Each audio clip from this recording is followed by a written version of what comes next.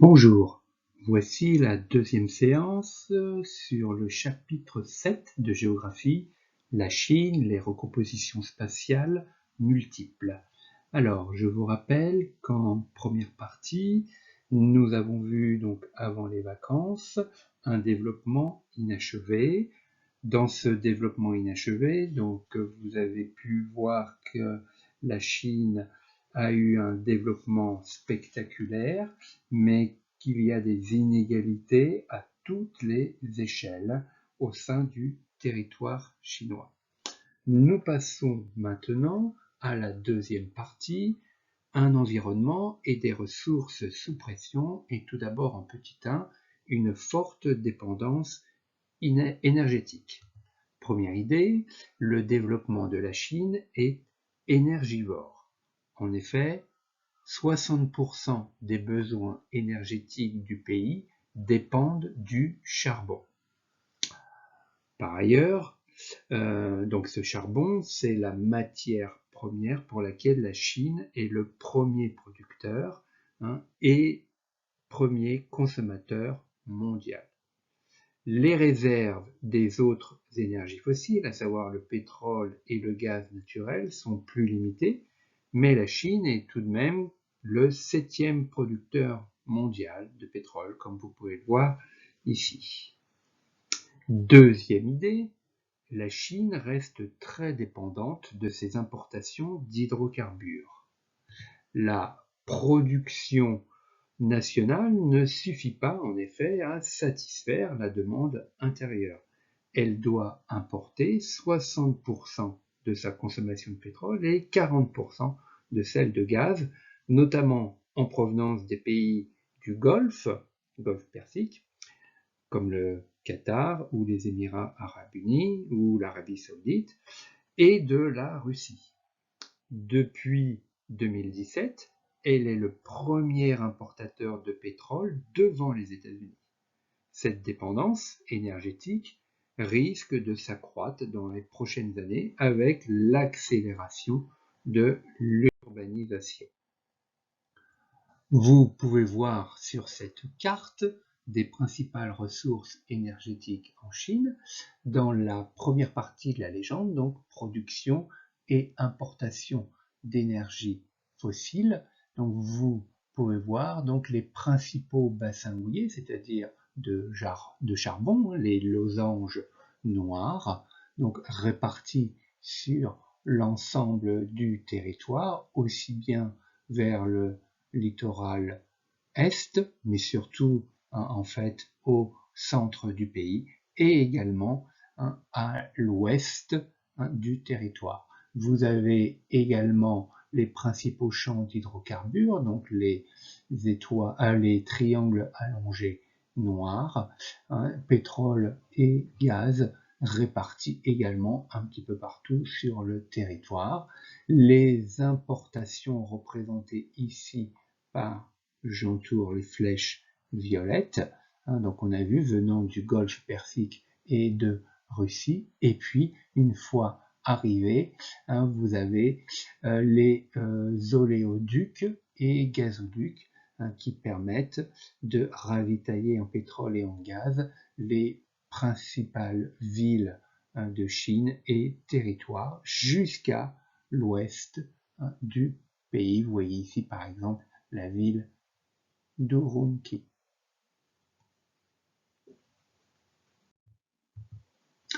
Petit 2, des environnements dégradés. Alors, 90% des cours d'eau en Chine sont aujourd'hui pollués. Les raisons de cette pollution sont multiples. Vous avez tout d'abord l'intensification des rejets au fur et à mesure de l'urbanisation des pays, 600 millions d'urbains en plus entre 1980 et 2019.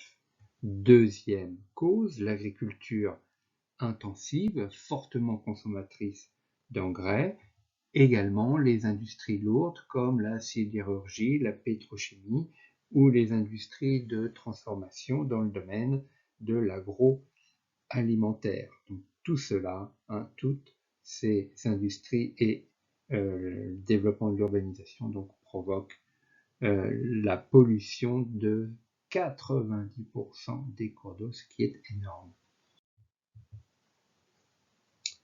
La pollution de l'air est également très importante. Elle est due à plusieurs facteurs. Tout d'abord, donc, les industries qui représentent 60% de cette pollution.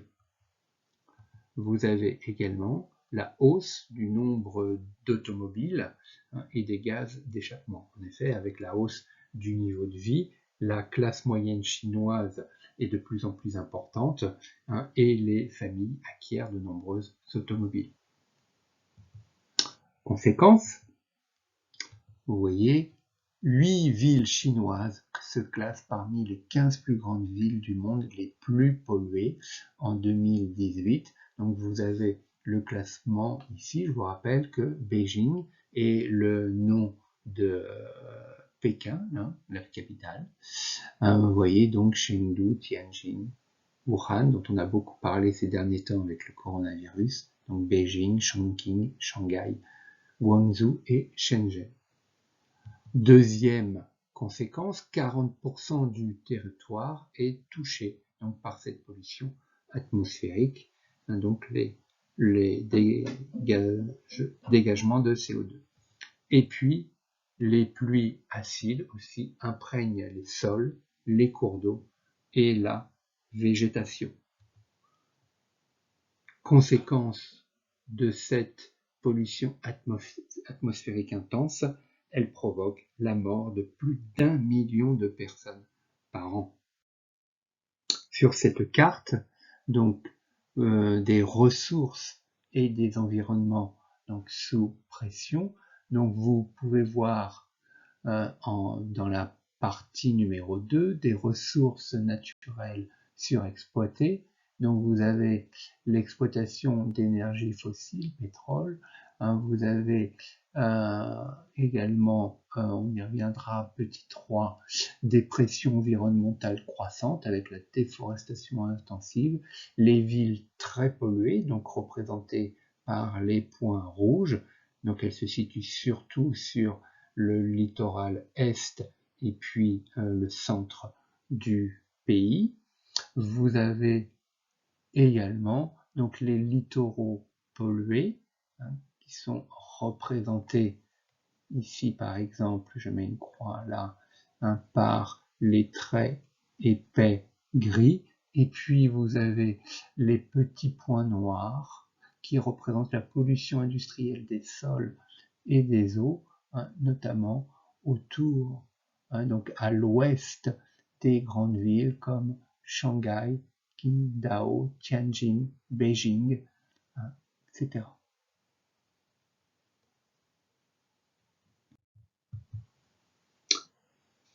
Enfin, le pays a connu une forte déforestation, 30% de pertes sur l'ensemble du territoire chinois. Cela est dû au développement économique et à l'urbanisation, premier facteur. Deuxième facteur, le surpâturage et le changement climatique. On peut donc voir qu'il y a en fait 4 causes essentielles: développement économique, urbanisation, surpâturage, changement climatique. Conséquence de cette déforestation, une accentuation de la désertification du territoire, 28% du territoire chinois est désertifié, et une augmentation des tempêtes de sable, notamment dans le désert de Kubuki, donc complètement à l'ouest, pas complètement à l'ouest, c'est-à-dire jusqu'à vers la Mongolie intérieure, c'est-à-dire au centre nord du territoire, en allant jusqu'à Beijing, donc la capitale à l'est. Nous passons au troisièmement vers une transition environnementale. Y a-t-il vraiment une transition environnementale en Chine? Tout d'abord, première idée, la prise de conscience de l'État chinois. Alors, les dégradations environnementales sont très coûteuses pour le pays. Cela représente 8% du PIB ou du PIB en 2016. Les coûts engendrés par les pollutions et leur contestation, à peu près 2000 mouvements sociaux par an, représentent une menace que le gouvernement cherche à contrôler. C'est pourquoi celui-ci ferme les usines les plus anciennes et les plus polluantes en cas de pic de pollution. Par ailleurs, il a mis en place un plan quinquennal, le 13e, qui va de 2016 à 2020. Je rappelle que les plans quinquennaux sont caractéristiques des États communistes. Donc, dans ce plan quinquennal, il est prévu donc une diminution de la consommation d'eau, consommation d'énergie et des émissions de CO2, respectivement de 23%, 15% et 18%. Ce sont des prévisions, donc on verra si ces chiffres vont représenter la réalité. Deuxième idée, la Chine s'est engagée dans les énergies renouvelables. Alors, sur cette carte, vous pouvez voir dans la troisième partie de la légende, production d'énergie renouvelable. Vous avez les principaux barrages hydroélectriques sur les grands fleuves chinois et notamment le barrage des Trois Gorges. Vous avez les parcs de production d'énergie solaire représentés donc par, dans la légende, j'entoure petite croix orange, voilà. Donc, et puis parc de production d'énergie éolienne par les petites croix vertes. Voilà. Alors, vous verrez, je vais mettre un lien sur cette vidéo, donc que la Chine a développé un certain nombre de cités écologiques, autonomes. Je vous demande donc de regarder cette vidéo qui présente l'exemple de la ville écologique de Teda, près de Tianjin, donc au nord-ouest du pays, pas très loin de Beijing. Alors, suite à la prise de conscience de l'État chinois des dangers de différents types de pollution, la Chine donc a encouragé et continue d'encourager les énergies renouvelables. Elle a donc mis en place et créé un certain nombre de parcs éoliens, ce qui fait qu'aujourd'hui la Chine a le premier parc éolien d'ailleurs du monde. Donc on a vu qu'elle a créé des cités écologiques et elle développe également l'hydroélectricité, c'est-à-dire donc la production d'électricité grâce à des barrages sur les principaux fleuves. La Chine est aussi le numéro 1 de la production d'énergie nucléaire.